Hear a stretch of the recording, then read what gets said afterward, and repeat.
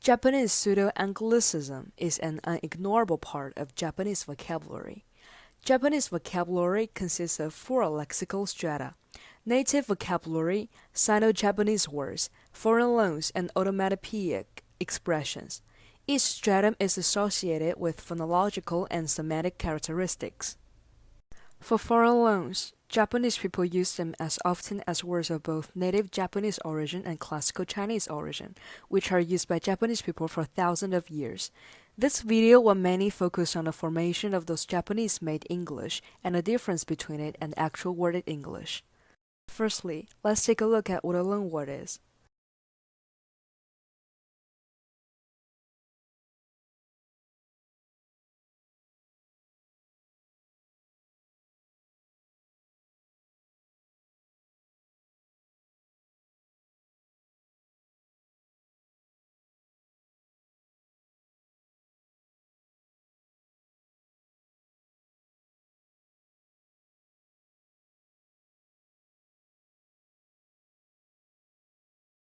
The first thing we're going to look at is how Anglicism in Japanese appeared.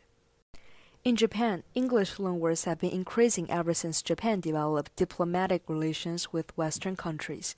At the beginning of the Meiji era, Japan's civilization made huge progress with great influence brought by Western countries after acknowledging their predominance of Japan.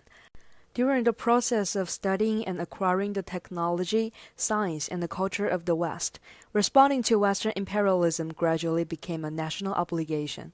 The social and cultural transformation as well as admiration and idolization of the West, which are still deeply rooted in Japan today, led to the inevitable influx of loanwords.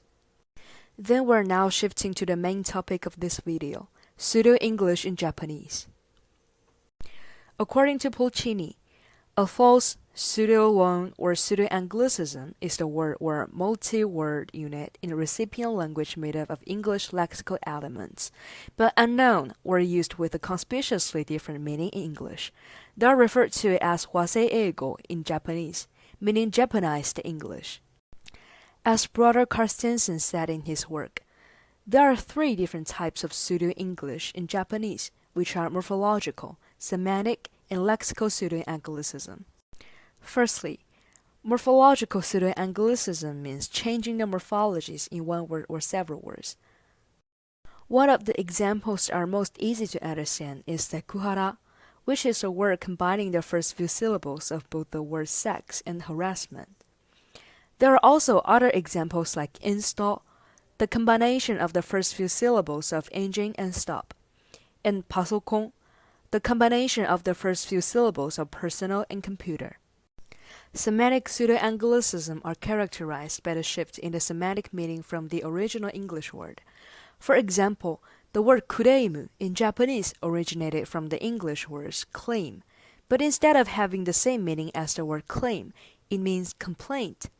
Also, moody, which derives from the English word moody, means romantic in Japanese instead of being used as an adjective to describe someone with unpredictable emotional changes.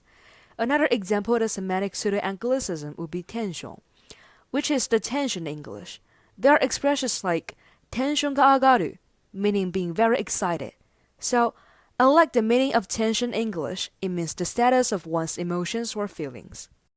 Lexical pseudo-Anglicism are characterized by the recombination of English words or morphemes to create a new meaning that does not exist in English. For instance, the Japanese word after service is the combination of the English word after and service. However, though these two words are combined into one word in Japanese, there's no such vocabulary in English. The correct expression in English for the Japanese-made English word after service would be after sales support. Also, another example of lexical pseudo-Anglicism is pureigaido, which means ticket agency in English. This word is a combination of the English word play and guide.